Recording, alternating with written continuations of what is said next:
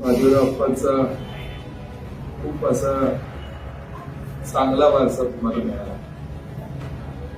तो वारसा तुम्ही खऱ्या अर्थानं जपलाय.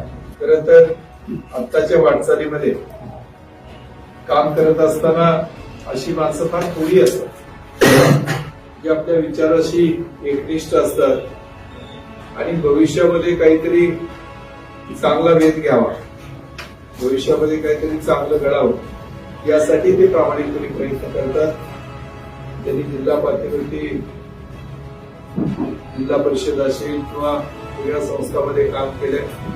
सरकारामध्ये त्यांनी त्यांच्या वडिलांच्या पासून चांगला त्या ठिकाणी काम केलेलं आहे. हे काम पुढच्या काळामध्ये अधिक वेगाने आणि चांगल्या पद्धतीने करावं यासाठी त्याला मी मनापासूनच्या शुभेच्छा देतो.